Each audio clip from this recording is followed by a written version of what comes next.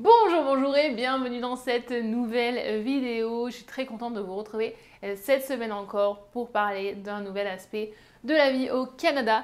Et cette semaine, on va parler de recherche de logement à Toronto. Quand on a déménagé ici en 2022, je vous avais partagé quelques conseils dans les vlogs, mais j'avais jamais fait une vidéo face caméra comme ça. Donc on va parler de tout ça aujourd'hui. Mais avant d'aller plus loin, si jamais on ne se connaît pas encore, je m'appelle Astrid, je suis française et canadienne depuis un petit peu plus d'un an maintenant. J'ai grandi dans un petit village dans le sud-est de la France, en Ardèche, et je vis à Toronto, au Canada, depuis 2014. J'ai aussi un blog où vous pouvez retrouver plein d'informations sur la vie au Canada, que vous soyez intéressé par l'immigration comme moi ou que vous ayez prévu des vacances pour nous rendre visite. Vous pouvez aussi bien sûr me retrouver sur Instagram où je poste au quotidien la vie en français et vous pouvez aussi vous inscrire à la newsletter pour être tenu au courant des prochains événements et des prochains ateliers. Il y a quelques mois, je vous ai posté une vidéo qui parlait des différents types de logements disponibles à Toronto. On a parlé des condos, on a parlé des maisons, on a parlé des basements. Aujourd'hui, je voulais vous parler de plusieurs éléments pour mieux comprendre la recherche de logement à Toronto et surtout pour vous aider à vous préparer. Avant qu'on rentre dans le vif du sujet, je voulais aussi vous dire que il n'existe pas à Toronto de déménagement groupé le 1er juillet comme c'est le cas au Québec. Alors, pour chercher un logement, il va falloir commencer à définir où est-ce que vous voulez vous établir dans la ville. Est-ce que vous voulez être en centre-ville? Est-ce que vous voulez être un petit peu en dehors? Pour vous aider à répondre à toutes ces questions, je vais vous renvoyer vers la vidéo que j'ai postée il y a quelques mois sur comment choisir son quartier à Toronto. Je vous encourage vraiment à aller la regarder après cette vidéo-là, je mettrai le lien dans la barre de description. Une fois que vous aurez choisi dans quel périmètre vous voulez vivre, il faudra choisir quel type de logement. Il faudra aussi établir une fourchette pour votre budget. Et à cette liste, il faudra aussi ajouter ce qui est important pour vous. Je vous conseille de classer les éléments de cette manière-là, les non négociables, les flexibles et les cerises sur le gâteau. J'aurais dû faire dans l'autre sens, ça avait plus de sens, mais vous avez compris l'idée. Ça va vous aider à prendre des décisions plus rapidement par la suite parce que tout va très vite une fois que vous avez commencé à visiter des logements. Par exemple, quand on a visité cet appartement, on l'a visité et en moins de 3 heures, on avait déposé un dossier pour dire qu'on le voulait. Donc vous voyez, ça va quand même assez rapidement. Et d'ailleurs, ça m'amène à l'autre question, c'est quand commencer sa recherche de logement. Si vous commencez à jeter un œil maintenant aux annonces, vous allez voir que si vous cherchez pendant quelques mois, il n'y aura peut-être pas beaucoup d'options parce que les choses se passent très rapidement et souvent sur le dernier mois, voire les 2 derniers mois. Exemple encore pour cet appartement-là, quand j'ai quitté... Attendez, j'ai un truc dans l'œil. On arrête tout. On arrête tout, j'ai un truc dans l'œil. J'essaie de faire semblant depuis tout à l'heure, mais je ne peux pas continuer comme ça. Ah, je crois que c'était un cil. Pour vous dire toute la vérité, je me suis coupé la frange avant de faire cette vidéo parce qu'elle était vraiment trop longue et je pense que j'ai pas enlevé tous les petits cheveux. Donc c'est sûrement pas un cil. Bref, c'est pas une vidéo beauté, c'est une vidéo logement. On se ressaisit. Ce que je voulais vous dire, c'est que quand j'ai quitté mon ancien appartement, d'ailleurs si vous voulez voir à quoi il ressemblait, je vous mettrai le lien, j'avais fait un tour de l'appartement avant de partir. Si je dis pas de bêtises, j'en ai un quand c'était encore meublé et un à la fin quand c'était plus meublé. Et j'ai déposé mon préavis le 30 juillet. Le préavis il était de 2 mois et on n'a pas commencé les visites pour cet appartement-là avant le 2 septembre parce qu'il n'y avait rien qui était disponible. Donc je sais que ça semble fou et j'avoue que je me suis un peu habituée à ce mode ce système ici et j'ai seulement réalisé que c'était un petit peu dingue quand j'ai annoncé à ma mère que j'avais posé mon préavis parce qu'on emménageait ensemble et donc on cherchait un appartement ensemble et qu'elle était surprise et qu'elle me dit mais vous avez déjà trouvé? Je dis non, moi je dois rendre mon appartement. Lui c'était différent parce que son coloc restait dans l'appartement donc il y avait moins de pression là-dessus. Et en fait quand les gens en France, je leur disais, mes proches, je leur disais bon ben ça y est j'ai posé le préavis, pour qu'on puisse emménager ensemble au 1er octobre et que tout le monde était assez surpris que je n'ai toujours pas d'appartement en fait avant de quitter celui où j'étais. Ce qui, je le conçois, en vous le racontant, semble un petit peu dingue aussi. En tout cas, pas rassurant, je le comprends. Mais de lâcher son logement sans en avoir un, c'est quand même assez courant. Enfin, je l'ai vu plusieurs fois autour de moi où les gens prennent la décision de partir, donc ils donnent leur préavis et ensuite ils commencent les recherches pour trouver. Ce qui fout la pression de folie à la fin, on va pas se mentir. je crois qu'on l'a trouvé 2 semaines avant que j'ai plus d'appart. Donc, en fait, vous commencez vos cartons, vous savez toujours pas où vous allez. C'est très intéressant. D'ailleurs, en parlant de ça, je voulais aussi pointer du doigt qu'il faut vraiment regarder les conditions de votre bail. Parce que ici, quand vous avez la première année en fait, de votre bail, vous êtes engagé pour toute l'année, pour les 12 mois. Mais si à la fin des 12 mois, vous ne signez pas un nouveau contrat, vous passez en fait au mois par mois. Ce qui veut dire que si jamais vous voulez partir, vous devez donner les 60 jours de préavis, donc les 2 mois de préavis de la même façon, mais vous n'avez pas besoin d'attendre votre date anniversaire. Donc moi, dans mon ancien appartement, je suis restée 4 ans et demi, et en fait ça je ne le savais pas, donc je re-signais un contrat à chaque fois, ce qui était bien pour eux, hein. Ça voulait dire que j'allais rester 1 an, et que si j'avais voulu partir avant, ça aurait été plus compliqué. Mais du moment où on a été ensemble, et que je me suis dit, bah, je ne veux pas être bloquée par rapport à ça si jamais je dois quitter l'appartement pour qu'on emménage ensemble. Et en fait, à ce moment-là, j'ai appris que je pouvais tout simplement dire que oui, je restais dans l'appartement, mais par contre que je ne re-signais pas de contrat, donc je passais au mois par mois. Donc ça, c'est important à savoir et je vous invite à vous renseigner et à bien lire ce genre d'informations parce que ça peut vous mettre la pression, par exemple, si vous pensez que vous devez rester jusqu'à la prochaine date anniversaire. Par exemple, pour les gens qui ne veulent pas faire leurs 2 ans complets à Toronto ou en PVT ou... Enfin bon, bref, je ne vais pas expliquer tous les cas de figure, mais ça vous laisse un peu plus de flexibilité si vous passez au mois par mois après vos 12 mois. Maintenant que je vous ai fait peur avec cette histoire de lâcher son appartement sans avoir le prochain, parlons des différentes façons de trouver un logement à Toronto. Je vais vous en partager 3. La première, c'est de passer par un particulier. C'est la façon la plus directe. Vous avez un propriétaire qui met un logement en location. Si vous êtes intéressé, vous visitez, vous posez un dossier si ça vous plaît. L'avantage de passer en direct, c'est que vous pouvez négocier et essayer de créer un lien avec le propriétaire, essayer de défendre votre dossier et ça peut être assez intéressant si vous êtes un nouvel arrivant parce que ça peut vous donner un petit peu plus de marge de négociation. L'inconvénient, selon moi, c'est quand même qu'il faut être bien renseigné sur vos droits au cas où vous tombiez sur quelqu'un qui est malhonnête et qui essaye de vous la faire à l'envers. Dans ce cas-là, il faudra faire vos recherches vous-même. Donc, vous pouvez faire des recherches sur les groupes Facebook, vous pouvez faire des recherches sur Craigslist. Comment vous décrire Craigslist? C'est imaginez Le Bon Coin, mais comme si c'était un site internet qui n'avait pas été mis à jour depuis 1995. Ce site, c'est une horreur. Vous pouvez aussi voir les panneaux dans la rue, vous pouvez aussi regarder sur condo.ca, rentals.ca, viewit.ca, padmapper.ca ou encore Kijiji. Et sur Facebook, il y a un groupe qui s'appelle Toronto Home Zone où il y a des gens qui partagent aussi des offres. La seconde option, c'est de passer par un property management. Ça, c'est ce que j'avais avant, c'est que l'appartement est géré par une entreprise. Souvent, c'est l'entreprise en fait qui... le bâtiment appartient à l'entreprise et vous avez même la possibilité de vous inscrire sur les listes d'attente. L'avantage, c'est que comme votre propriétaire, c'est une entreprise, vous ne risquez pas d'être mis dehors par le proprio qui veut récupérer son appartement. Alors, je ne sais pas si c'est aussi courant maintenant, mais ça l'était beaucoup en 2008 quand je cherchais mon ancien appartement. Et j'avais plusieurs personnes autour de moi qui avaient reçu des lettres en fait, pour être expulsés de leur logement sous prétexte que le propriétaire disait « j'ai mon fils ou mon neveu, ma nièce qui veut venir emménager dans l'appartement, je le récupère donc pour raison familiale, donc j'ai le droit ». Sauf que quelques semaines après, quelques mois après, il les remettait sur le marché beaucoup plus cher. C'est illégal, mais ça leur faisait pas peur apparemment parce qu'ils le faisaient quand même. J'ai quand même des gens autour de moi qui les ont poursuivis parce qu'il y avait possibilité. En fait, si on vous demande de quitter le logement pour raison familiale, ils sont obligés de signer quelque chose. Et donc, s'ils signent quelque chose, c'est un document que vous trouvez sur Internet, je ne sais plus le nom exactement. J'aurais dû le chercher avant. Mais si jamais ils vous fournissent ce document et que finalement c'est pas vrai et que c'était juste pour le remettre sur le marché après, ça veut dire qu'ils ont fait un faux. Donc vous avez de la matière pour aller déposer plainte au niveau du board qui s'occupe de défendre les locataires en Ontario. Tout ça pour vous dire qu'à l'époque, j'étais quand même contente de voir que c'était un property management et que c'était pas un propriétaire indépendant. Parce que je venais juste en fait de me faire dégager de mon logement par la fille du propriétaire. Donc ça m'avait rassurée de me dire que j'allais pouvoir rester un petit peu plus longtemps.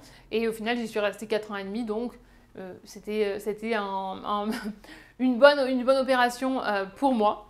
Dans le cas où vous choisiriez de passer par un property management, vous allez devoir faire vos recherches vous-même Et quand on a cherché en 2022, quand on cherchait cet appartement-là, j'avais aussi exploré cette option-là et j'avais pas trouvé de liste qui regroupe tous les property management. Il avait vraiment fallu que je cherche un par un sur Google. Donc c'est un petit peu, c'est un petit peu long à trouver, mais c'est une solution qui s'offre quand même à vous. Enfin, vous pouvez aussi passer par une agence immobilière. Dans ce cas-là, l'appartement appartient à une personne qui est représentée par un agent immobilier, le listing agent, et un autre agent qui vous représente vous. Ces agents immobiliers, ils ont accès à un système qui s'appelle MLS et qui référence tous les logements mis en location par les agents. Vous n'allez pas trouver sur ce système-là les logements qui sont mis en location par des property management. Je vais vous montrer à quoi ça ressemble une annonce MLS.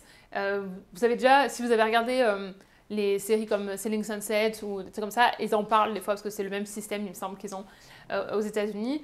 Et comme cette option demande un petit peu plus d'informations, je pense, on va rentrer dans le détail un petit peu plus après, parce que je pense que c'est une des parties qui est un petit peu intimidante et qui ressemble moins à ce qu'on peut connaître. Mais avant de rentrer plus en détail sur l'option de l'agent immobilier, je voulais aussi vous dire que si jamais en vous baladant, vous remarquez un building qui vous plaît, vous pouvez aussi faire les recherches pour savoir comment il est géré et s'ils ont des logements disponibles. Vous pouvez par exemple soit aller voir à l'accueil, soit faire une recherche sur Google ou tout simplement demander à quelqu'un qui sort du building, savoir si ils ont des informations.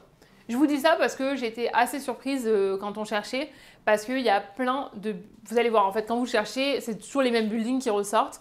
Et il y avait des buildings où on passait devant, on les connaissait et tout ça, et on les voyait jamais sur aucune recherche. Et honnêtement, quand vous avez 45 étages, c'est impossible qu'il n'y ait pas au moins un logement qui soit prêt à être loué. Nous, honnêtement, tous les mois, autour du 1er, on voit des gens qui déménagent ou qui emménagent. Donc, ça bouge énormément dans ces grands buildings. Imaginez 45 étages, le nombre d'appartements que ça fait. Donc, il ne faut pas hésiter à demander aux gens qui en sortent ou demander à l'accueil, voir s'ils ne sont pas juste gérés différemment. Donc, comme je le disais, on va parler plus de l'agent immobilier. Et on va commencer par pourquoi faire appel à un agent immobilier. C'est ce qu'on a fait pour notre logement actuel, donc celui que vous voyez derrière moi. Tout simplement parce que on avait besoin d'aide et que c'est énormément de travail de chercher un logement dans un marché aussi compétitif.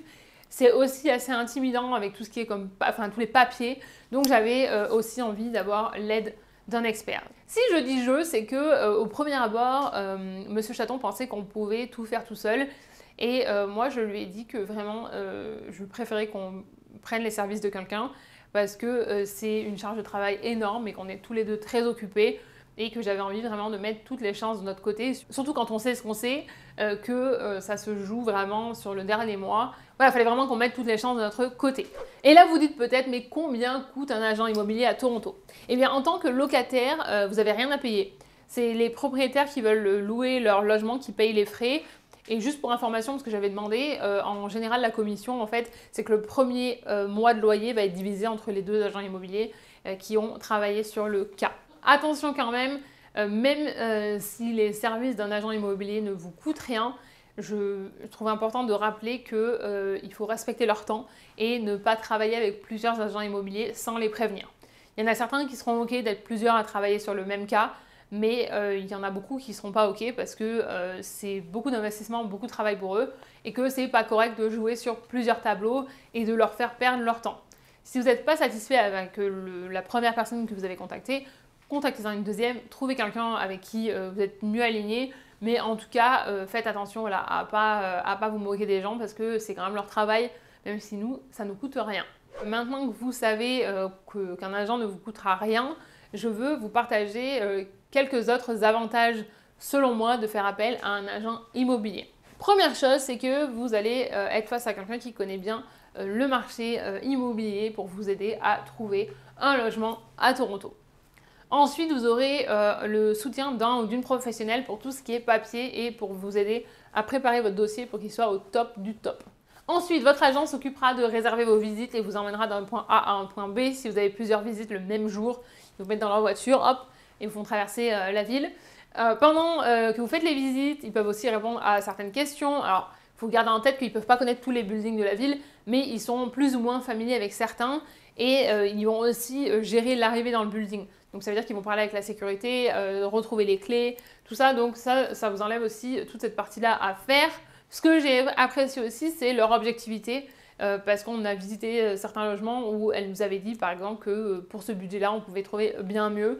Quand on a visité celui-ci, c'était pas elle, j'avais beaucoup insisté parce qu'elle n'était pas dispo et je lui avais dit envoie n'importe qui, moi je veux juste voir cet appartement. Quand on l'avait visité, c'était un de ses collègues et lui il avait pointé certains détails en lui disant voilà, est-ce que ça vous êtes ok avec ça, parce que moi par exemple ça me plairait pas, mais est-ce que vous ça vous va? On avait dit oui ça nous va, mais il était objectif et ça nous avait, enfin je trouve que c'est pas la même relation que avec un propriétaire qui, du coup, si c'est son logement, il y a un attachement émotionnel et qui va vous dire que son logement c'est le mieux et qui va pas forcément apprécier la critique. Ensuite, vous serez aussi guidé dans les démarches à faire avant l'emménagement. Donc par exemple, pour avoir l'eau, Internet, tous les trucs comme ça, elle nous avait quand même pas mal guidé. Alors peut-être pas Internet, parce qu'Internet, on savait quoi faire, mais l'eau et tout, enfin il y a des changements à faire avec la ville, tout ça. Elle nous avait pas mal guidé. Et pour finir, je dirais aussi que ça me rassurait quand même pas mal parce que je voyais beaucoup de gens qui se faisaient arnaquer et en passant en direct et que ça me rassurait d'avoir quelque chose d'un petit peu plus formel et d'un petit peu plus officiel. Maintenant, je voulais vous expliquer vraiment comment fonctionne la relation avec l'agent immobilier, si jamais vous n'avez jamais eu affaire à un agent immobilier. Et honnêtement, j'ai trouvé que c'était très très différent de... J'ai eu affaire à c'est quand même plusieurs agents immobiliers en France et j'ai trouvé que c'est quand même assez différent. Donc, vous contactez l'agent immobilier en lui expliquant que vous cherchez un logement pour telle date. Les informations dont ils auront besoin après, c'est donc la date d'emménagement, comme je disais, le type de logement et la taille, le quartier désiré. Alors nous, pour être plus clair, on avait donné 7 rue Max au nord, 7 rue Max à l'est, à l'ouest.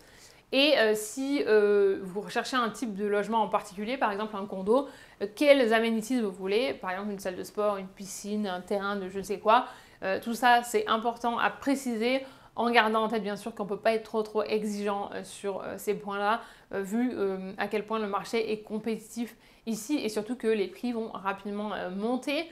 Ensuite, il faudra aussi leur dire si vous avez des animaux, à savoir que les animaux sont aussi beaucoup mieux acceptés à Toronto qu'à Montréal. Je vois avec les gens à Montréal qui ont des animaux qui peuvent aller nulle part. Ici, il y a quand même beaucoup de parcs pour les animaux. Il y a je ne sais combien de chiens dans ce building. C'est impressionnant, à chaque fois que je descends, j'en croise. Et ensuite, il faudra aussi, bien sûr, leur dire si vous voulez un parking ou pas. Quand ça c'est fait, votre agent va vous donner accès à un site de recherche de logement. Vous allez pouvoir, vous savez, faire des recherches types et les enregistrer. Comme ça, à chaque fois qu'il va y avoir des logements qui correspondent à votre recherche, vous allez pouvoir recevoir des alertes. Vous allez aussi pouvoir télécharger tous les documents sur cette plateforme-là. Je reviendrai plus tard dans la vidéo sur la partie documents, mais ça leur permet de pouvoir vérifier avant pour être sûr que tout est bien en règle et que du moment où vous trouvez quelque chose, vous êtes prêt à agir. Et dans notre cas, en fait, on avait aussi une application et à chaque fois qu'il y avait un appartement qui correspondait à nos recherches, on recevait un email et une notification sur l'application. À côté de ça, en plus de ces alertes, vous allez avoir une liste d'appartements qui correspondent à vos critères qui va vous être envoyée par votre agent immobilier. Et à partir de ça, vous allez pouvoir commencer vos visites. S'il y a des choses qui vous intéressent, vous pouvez lui dire voilà, on veut visiter celui-ci, celui-ci, celui-ci et on est dispo telle date, telle date, telle date. Et après, c'est votre agent qui va gérer avec l'agent de l'autre côté pour vous aligner, pour faire les visites suivant si l'appartement est vide ou suivant s'il y a quelqu'un qui vit encore dedans, c'est un petit peu différent. Parce que si l'appartement est encore occupé, vous avez 24 heures de préavis pour les prévenir. Si l'appartement est vide, si vous le voyez le matin et que vous êtes libre le soir, vous pourrez y aller. Et cette liste, c'est la liste de départ, mais au fur et à mesure qu'il y a des nouveaux logements qui vont être mis sur le marché, vous allez recevoir les notifications, puis elle va vous mettre à jour, je crois. Je me demande si on ne recevait pas quelque chose tous les matins ou quelque chose comme ça. Donc voilà, c'est quand même assez bien fait, évidemment, c'est bien rodé, disons. Important à noter aussi, c'est que avoir un agent immobilier, ça ne vous empêche pas de faire vos propres recherches. Et si vous trouvez quelque chose qui vous intéresse, vous pouvez leur envoyer et leur demander qu'ils organisent la visite, par exemple. Donc ça, c'est aussi possible. Ensuite, si vous avez visité un appartement et qui vous plaît et que vous décidez de poser un dossier, l'agent immobilier va vous accompagner pour monter le dossier et s'assurer que tous les points soient prêts et bien respectés par rapport aux attentes de l'autre côté et que votre dossier soit optimisé. Ça, c'est hyper important, ça va vous faire gagner du temps et surtout, encore une fois, comme il y a beaucoup de compétitions, c'est important d'être voilà, d'être prêt. D'ailleurs, si vous faites des visites, alors j'ai pas vu très souvent, genre les open house pour la location, mais c'est d'y aller directement avec tous vos papiers. Comme ça, si jamais ça passe, vous pouvez faire enfin, si jamais ça vous plaît, vous pouvez faire la demande tout de suite. Mais ça, c'est plus dans le cadre du particulier à particulier, je pense. Une fois que votre dossier est complet, vous allez signer un contrat disant que vous voulez louer cet appartement. L'agent va l'envoyer, enfin votre agent va l'envoyer à l'autre agent et l'agent et le propriétaire en face, ils ont 24 heures pour vous donner une réponse, qu'elle soit positive ou négative. Si c'est un non, évidemment, vous continuez vos recherches. Si c'est un oui, votre agent va rassembler toutes les pièces. L'agent immobilier en face, il peut même vous appeler pour vous poser quelques questions, mais c'est pas obligatoire. Voilà, il y a des gens qui vont pas vous appeler, où juste le dossier suffira. Il y a des gens où les propriétaires ont peut-être plus un côté humain et l'agent a envie de parler aux 2 meilleurs dossiers par exemple pour voir comment les différencier, s'il y a peut-être quelqu'un avec qui ça se passe mieux. Parce qu'après, de toute façon, oui, il y a les informations sur le papier, mais il y a aussi le feeling et comment ça se passe avec l'agent. Et ensuite, ils peuvent aussi appeler vos références. Donc, il faut les prévenir, les références que vous avez données. À la fin, on reparlera de tout ce qu'il faut préparer. Mais les références, nous, ils ne les ont pas appelées. Donc voilà, je les avais quand même prévenus, mais ils ont préféré nous parler à nous. Et ensuite, votre agent immobilier, même une fois que votre dossier est accepté, il va continuer à vous suivre. Et en fait, il va vous suivre jusqu'à ce que vous ayez la remise des clés. Moi, elle était là le jour où j'ai récupéré les clés. On a fait tout le tour. Et comme c'est pas elle qui nous avait fait visiter l'appartement, elle voulait aussi le voir. Parce que je pense que ça les aide aussi pour la prochaine fois qu'ils ont quelque chose à faire visiter ici. On avait fait le tour. Je lui avais montré. Et non, il y a la piscine. Ah oui, la piscine était encore ouverte à ce moment-là. Je crois qu'il l'a fermée juste une semaine après qu'on arrive. Parce qu'on a emménagé le 1er octobre. Et donc, elle voulait voir aussi à quoi ça ressemblait. Voilà, on a fini avec la partie agent immobilier. Je trouvais que c'était quand même assez important d'y passer un peu plus de temps. Parce que comme je vous disais juste avant, c'est un aspect qui est un peu plus nouveau pour les gens qui débarquent à Toronto. Et je me dis que si ça peut vous aider à passer le cap et à prendre un agent immobilier parce que en ayant écouté tout ça, vous vous sentez moins intimidé et vous voyez l'intérêt que ça a, surtout encore une fois que ça ne vous coûte rien. J'ai réussi ma mission si vous vous sentez plus rassuré par rapport à cet aspect-là de la recherche de logement. Ce que je voulais vous dire aussi, c'est que j'ai un article de blog qui reprend tout ça et qui a aussi des recommandations d'agents. Je ne les partage pas ici parce que ça change, ça bouge tout le temps. Et donc, je préfère tenir mon article à jour avec les références plutôt que de le mettre dans une vidéo et que ce soit obsolète dans quelques mois. Ensuite, parlons des documents qu'il va falloir préparer pour louer un logement à Toronto. Il va vous falloir une preuve d'emploi. Donc ça, vous demandez à votre employeur de vous la fournir. Ça va reprendre votre rôle dans l'entreprise, votre date d'embauche et votre salaire. Ensuite, vous allez devoir aussi avoir une preuve de votre crédit score. Crédit score, je ne vais pas rentrer en détail ici parce que j'ai une vidéo complète qui vous explique ce que c'est, mais c'est une note qui est attribuée à toute personne ayant un numéro de sécurité sociale au Canada. Il est censé refléter votre capacité à rembourser vos dettes. C'est comme votre profil financier qui permet en fait de savoir si vous êtes un bon élève, si vous remboursez correctement ou pas. Et pour en savoir plus, je ne vais pas tout réexpliquer ici, donc je vous renvoie sur ma vidéo que j'ai postée en fin d'année dernière qui explique tout ça. La seule chose que j'ajoute, c'est que si vous cherchez à avoir votre crédit score gratuitement, il y a des sites qui vont vous faire payer. Vous pouvez utiliser le lien dans la barre de description, il y est toujours, donc même si vous le cherchez plus tard dans une de mes prochaines vidéos, je le mets toujours dans la barre de description. C'est avec Borrowell qui vous propose votre crédit score gratuitement. Comptez sur moi pour vous faire économiser des sous. Ensuite, on va vous demander les références de vos anciens propriétaires, donc demandez des recommandations à vos anciens proprios, soit l'agent immobilier peut vous donner un modèle, soit vous pouvez en trouver sur internet. Ensuite, il vous faudra 2 références personnelles, comme je vous disais juste avant, nous ils ne les ont pas appelées, mais on va vous demander de donner le contact de 2 amis qui vous connaissent depuis un moment et qui peuvent être appelés par les propriétaires potentiels pour confirmer que vous êtes de bonnes personnes et qu'il faudrait vous louer l'appartement. Dans notre cas, j'avais mis une amie à moi et un ami à lui, mais en fait vous les connaissez, j'avais mis Alix et Dan, qui nous connaissent tous les deux en fait depuis un moment, et ils n'ont pas été appelés. Mais moi j'ai déjà été appelée pour des amis, donc je sais que ça se fait, et dans ce cas-là, voilà, il faut C'est toujours un petit peu intimidant quand c'est pas votre première langue et quand c'est au début vous êtes là de servir de référence pour les autres, mais ça aide beaucoup les copains et les copines, donc il ne faut pas hésiter à le faire. On va aussi vous demander votre premier et votre dernier mois de loyer. Alors, ça change suivant les provinces, mais en Ontario, vous n'avez pas l'équivalent de la caution à donner comme on peut avoir en France. On va vous demander le premier et le dernier mois de loyer. Quand vous déciderez de partir, votre dernier mois de loyer il sera appliqué à votre dernier mois de présence dans l'appartement. Je vous donne un exemple. J'ai emménagé en mai 2018. À ce moment-là, j'ai donné mon dernier mois de loyer, qui a été appliqué en septembre 2022 quand j'ai quitté mon appartement, puisque je quittais mon logement au 30 septembre. J'espère que c'est clair.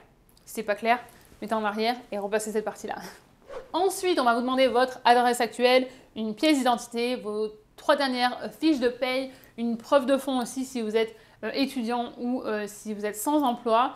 Et dans notre cas, on nous a aussi demandé pour certains logements une petite lettre pour se présenter, pour qu'ils puissent la donner au propriétaire pour que ça rende l'échange un petit peu plus personnel. C'est pas du tout obligatoire, mais c'est vrai que ça peut faire la différence dans certains cas.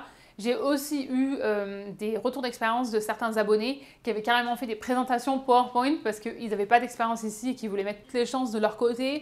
Donc voilà, à ce niveau-là, il n'y a pas trop de limites. En fait, vous faites ce que vous voulez et surtout ce qui vous semble juste. Je sais qu'il y a des gens qui ne trouvent pas normal de devoir faire une lettre ou de devoir se présenter à un proprio. Moi, d'un côté, je peux comprendre. Enfin, je me dis que quand les gens ils ont le choix, bah, peut-être que l'aspect humain va peut-être faire la différence quand à dossier au même niveau. Enfin bon, encore une fois, chacun fait ce qu'il a envie de faire. Je vous partage juste des retours d'expérience si ça peut vous aider. On arrive presque à la fin de cette vidéo et avant qu'on passe au dernier conseil, je voulais vous parler du rent control à Toronto. Si un appartement n'a pas été loué avant novembre 2018 en Ontario, il n'est pas sous rent control. Rent control, c'est l'obligation de respecter l'indicatif d'augmentation de loyer imposé par la province. Je vous explique. Chaque année, la province, elle va donner un pourcentage maximum que les propriétaires peuvent choisir d'appliquer au loyer. Exemple, en 2021, les loyers des logements sous rent control, ils ne pouvaient pas être augmentés de plus de 1,2%. En 2023, ils ne pouvaient pas être augmentés de plus de 2,5%.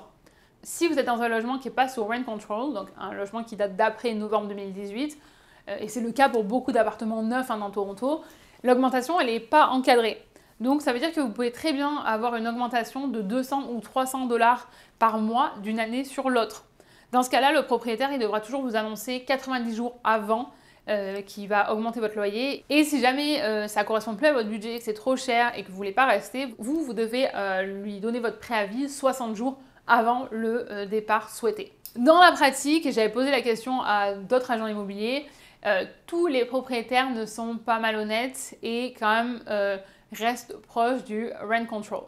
On a vu beaucoup de grosses augmentations après le coco parce qu'il y a beaucoup de gens qui avaient baissé leur loyer très très bas et donc ont voulu rattraper la perte. Le fait aussi qu'ici, ce soit très courant d'avoir des prêts à taux variables, c'est aussi une des raisons qui fait que les gens augmentent leur loyer parce qu'ils se retrouvent avec des mensualités qui sont beaucoup plus élevées que ce qu'ils avaient au départ. Mais ce que j'ai essayé de vous dire ici, c'est qu'il n'y a pas tous les propriétaires qui veulent exploser le loyer d'une année sur l'autre parce que n'oublions pas que ça coûte cher aussi de retrouver des locataires mais que aussi c'est un risque si jamais ils ont des locataires qui sont bien, qui ne les embêtent pas, qui ne les appellent pas tous les 4 matins et tout ça, des fois ça vaut mieux garder quelqu'un avec qui ça se passe bien. Mais ce que je veux dire, c'est qu'il faut peser le pour et le contre et trouver une balance. On va terminer maintenant avec quelques conseils pour vous aider dans votre recherche de logement à Toronto. Si vous cherchez à distance, s'il vous plaît, ne donnez pas d'argent avant d'avoir visité un logement. Ou alors, il faut qu'il y ait quelqu'un de confiance ici qui l'ait visité parce qu'il y a tellement de gens qui se font arnaquer comme ça. Ensuite, pas besoin de rechercher trop en avance. Comme je vous l'ai dit plusieurs fois, le marché bouge super vite ici. Donc, il n'y aura peut-être pas d'offre si vous commencez à chercher 6 mois avant. On parlait d'arnaque et on continue avec ça. Faites attention aux annonces qui ont l'air trop belles pour être vraies. C'est souvent le cas. Et malheureusement, surtout sur les groupes Facebook, on voit des gens qui abusent du fait qu'il y ait des nouveaux arrivants qui n'ont pas l'expérience, qui n'ont pas les références, qui n'ont aussi pas le soutien ici. Donc faites très très attention. J'ai aussi un article sur les pires arnaques au Canada que je vous mettrai dans la barre de description. Comme ça vous aidera à vous préparer si jamais vous êtes en train de préparer votre déménagement au Canada. Une autre chose aussi à garder en tête, c'est que les visites d'appartement sont très rapides. Donc prenez vraiment des photos et des vidéos pour vous en souvenir après quand vous allez débriefer. Parce que finalement, j'étais assez surprise, ça prend beaucoup de temps, toute cette organisation, tout ça. Et en fait, au final, vous passez pas tellement de temps dans le logement. Faut dire aussi qu'on visite pas des châteaux à Toronto. C'est pas très très grand, donc on a vite fait le tour. Mais de faire des vidéos et des photos, ça aide après, si vous en visitez plusieurs, à vous dire, ok, celui-ci, oui, c'est vrai que j'avais bien aimé, ou non, j'ai pas aimé. Attention aussi, parce que ça je l'ai pas dit, mais en fait ça part tellement vite à Toronto que nous il y a des logements qu'on a visités où on avait prévu des fois aussi, genre on prévoyait du jeudi au samedi, et le vendredi soir ou le samedi matin on disait bah non en fait il y a des gens qui ont visité, ils l'ont pris, c'était encore en ligne parce qu'ils finalisaient les papiers, mais c'est parti. Donc il vaut mieux aussi demander à en voir plus que pas assez pour avoir plus d'options. Et surtout éviter qu'ils vous passent sous le nez quoi. N'ayez pas peur en fait de demander à en voir trop. Hein. Ma recommandation c'est quand même d'en prévoir plus que pas assez parce que je crois qu'il y avait un samedi où on en avait prévu 9 et au final on a pu en voir que 2 quoi. En tout cas tout ça pour dire que finalement sur place vous n'avez pas beaucoup de temps pour vous décider. Une autre chose c'est qu'il est illégal de la part d'un propriétaire de vous demander de payer plus de mois de loyer que le premier et que le dernier. Je sais que c'est quelque chose qui se fait beaucoup et qui est beaucoup encouragé par les nouveaux arrivants, mais il faut aussi garder en tête que ça détruit le marché parce que des gens qui vivent ici, qui travaillent, tout ça, vont pas pouvoir louer parce qu'il y a quelqu'un en face qui peut payer 12 mois de loyer. Donc, je sais que c'est, voilà, d'un autre côté, il y a des gens qui ont besoin de se loger et qui ont l'option de pouvoir donner autant d'argent. On continue et on prépare une liste de questions à poser à l'agent et aux locataires actuels s'ils sont là. Nous, dans ce cas-là, ils étaient là et ils nous avaient dit que les proprios étaient super gentils. Et si vous avez écouté ma vidéo sur mes anecdotes au Canada, vous savez que ça n'a pas toujours été le cas, que j'ai eu une proprio bien bizarre. Donc j'apprécie d'avoir ici c'est un frère et une sœur et ils sont vraiment vraiment cool. Alors je disais juste avant que les visites étaient très rapides, donc il fallait quand même bien prendre des photos et tout ça. Mais d'un côté ça prend aussi énormément de temps, donc prévoyez du temps. Je vous avais montré dans le vlog à l'époque, mais même si on ne passe pas forcément beaucoup de temps à vraiment visiter physiquement le logement, entre les déplacements, entre l'attente à l'accueil pour avoir les clés, ça prend beaucoup plus de temps que ce qu'on imagine. Et surtout si vous avez plusieurs appartements à visiter parce que l'agent va vous emmener dans sa voiture, sauf que la circulation à Toronto c'est une horreur, donc ça prend beaucoup plus de temps que prévu. Ensuite, je vous encourage à prendre des mesures de vos gros meubles ou de votre canapé, par exemple, de mettre 1 mètre dans votre poche et comme ça vous pouvez mesurer, voir si ça peut rentrer. Par exemple, la chambre, bon, le lit on le changeait de toute façon puisque Andy, les matelas qui sont trop bien, nous offrait un matelas pour notre emménagement. Franchement, je l'aime trop. Je ne me rendais pas compte à quel point mon matelas avant était pourri. Si jamais vous voulez plus de détails, j'ai plus d'informations sur Instagram, vous pouvez m'envoyer un message, je vous enverrai plus d'infos. Mais en fait, la chambre dans notre tête, elle était beaucoup plus grande que ce qu'elle est là. En fait, là, elle est quand même petite, surtout. La chambre où j'étais avant était immense. Je ne me suis pas servie de ces mesures parce que tout est allé hyper vite, mais comme on dit, qui peut le plus peut le moins. Donc si j'avais eu besoin, moi j'avais tout dans mes notes. Et ça va vous aider après, j'avais fait pareil après avec certains lieux de l'appartement pour le garder dans mes notes. Comme ça, quand on était dans les magasins, on pouvait jeter un coup d'œil et savoir si, par exemple, les tables de nuit, on a mis un moment à les trouver, savoir si ça allait rentrer quoi. Voilà. Puis il adore faire les dessins et tout, les plans, machin. Donc c'est vrai que ça c'est très pratique. On continue et en Ontario, vous devez donner 60 jours de préavis pour quitter votre logement. Attention, ça change suivant les provinces. Et par exemple, si vous devez quitter l'appartement à la fin du mois, le 30 septembre dans mon cas à l'époque, et que votre bail suivant commence le 1er du mois suivant, voilà, donc moi c'était le 1er octobre, souvent les propriétaires ils vont vous laisser accès à l'appartement si l'appartement est vide. C'est pas toujours le cas. Mais si les locataires sont partis, il y a quand même pas mal de gens où ils sont assez cool. Moi, ça n'a pas été le cas et ça veut dire que je me suis retrouvée à devoir vider mon appartement le vendredi 30 avant 1h parce qu'il fallait que j'ai rendu les clés à 1h parce qu'ils devaient tout repeindre et que quelqu'un emménageait le lendemain. C'était hyper rapide, hein. On était à peine sortis, ils avaient déjà commencé à tout ramener pour repeindre et nous, on a eu les clés d'ici le vendredi à 6 h, je crois. Et on avait donc vidé mon appartement dans un camion. Toutes mes affaires étaient dans le U-Haul. U-Haul, c'est le... Vous allez en voir partout, c'est les camions les moins chers, en fait, quasiment pour louer quand vous déménagez. Et notre solution, ça a été de garder tout dans le camion, toutes mes affaires, dans la nuit du 30 au 1er. Heureusement, Monsieur Chaton habitait vraiment juste à côté, en fait. Il habitait à 2 rues d'ici avant. Donc, on l'avait garé en face dans un parking. Ça nous a coûté super cher. Mais il y avait des caméras parce que j'avais peur, en fait, que quelqu'un parte avec le camion. J'avais peur aussi de prendre une amende. Et autant, voilà, ça coûtait cher. Mais au moins, je savais qu'il y avait des caméras et qu'il y avait des balcons aussi qui avaient la vue sur le parking. Donc, j'étais un peu plus tranquille. Mais on va pas se mentir que j'ai pas hyper bien dormi cette nuit-là.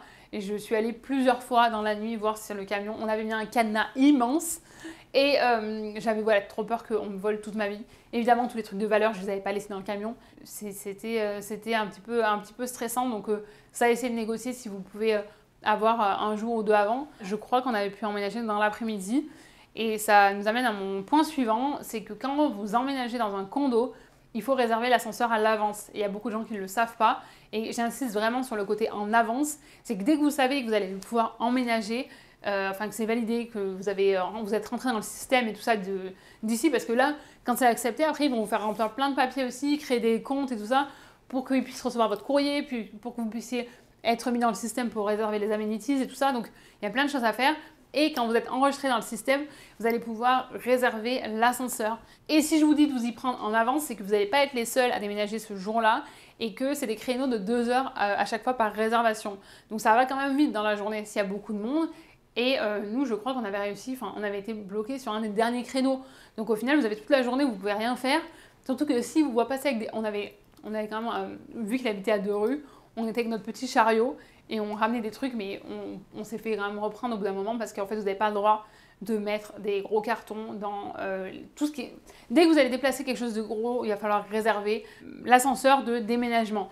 C'est un ascenseur qui est tout protégé en fait pour éviter qu'il soit abîmé pendant les déménagements. Et même par exemple, j'ai vendu mes tables qu'on avait ramenées ici et je les ai vendues. Et il a fallu que je réserve l'ascenseur pour les descendre. Donc vous voyez, ils sont quand même très à cheval là-dessus. Et d'un côté, je comprends, hein, ça coûte cher hein, si quelqu'un fait des rayures de partout et tout ça. Mais il faut penser à réserver tôt si vous voulez avoir plus de choix au niveau des créneaux. Par contre, une fois que vous avez réservé ça, c'est hyper pratique parce que l'ascenseur il est bloqué pour vous pendant 2 heures. 2 heures, ça passe vite, hein, donc il faut quand même charbonner suivant ce que vous avez à amener. Mais il s'ouvre des deux côtés, donc ça facilite parce que d'un côté, ça va donner sur le côté couloir de l'appartement, de l'autre côté, ça va donner sur la partie où votre camion est garé. Et dans notre cas, ça nous amenait dans la zone de déchargement, là où il y a les choses qui sont livrées. Dans notre immeuble, ils ont prévu et il y a plusieurs places pour que les camions de déménagement se garent. C'est trop bien fait. Dans mon ancien building, c'était juste à l'arrière, vous pouviez reculer et être très près. Et à chaque fois, il y a des moving rooms. Donc c'est là, en fait, quand ils vont tout ouvrir, vous allez pouvoir passer. Il n'y a rien qui va vous gêner quand vous passez avec vos meubles. Donc c'est quand même bien fait. Et sur ces belles paroles, on arrive à la fin de cette vidéo qui va être bien longue, je pense, parce que j'ai beaucoup parlé et j'ai très soif. Mais j'espère surtout que ça vous a partagé beaucoup d'informations qui sont utiles pour vous, que vous avez pris des notes. Si vous n'avez pas pris de notes, je vous invite à regarder de nouveau cette vidéo. Vous pouvez aussi bien sûr lire l'article sur le blog qui reprend tous ces points. J'espère vraiment que ça va vous aider, que vous soyez en train de préparer votre arrivée ou que vous soyez déjà sur place et que vous passiez par exemple d'une coloc à votre propre appartement tout seul, parce que c'est complètement différent quand on pose juste ses valises dans une coloc et par rapport à tout le process de prendre son propre appartement. Si vous avez d'autres conseils à partager en commentaire pour les gens qui passent après vous, je vous encourage à prendre 5 minutes pour laisser un petit mot. Si vous voulez aussi un jour que je vous parle de la vie en coloc, dites-moi en commentaire, parce que j'ai été en coloc plusieurs fois avant d'avoir mon appartement seul et maintenant mon appartement avec Monsieur Chaton. Donc j'ai aussi quelques trucs à vous partager. Et je pense que c'est tout ce que j'ai à dire pour maintenant. Je vous remercie d'avoir passé ce moment avec moi. Je vous rappelle que si ce type de contenu vous plaît et que vous souhaitez soutenir ma chaîne, vous pouvez vous abonner. Vous pouvez bien sûr me retrouver sur Instagram. Je vous souhaite une excellente journée, une excellente soirée ou une excellente nuit, où que vous soyez dans le monde, et je vous dis à mercredi pour la prochaine vidéo.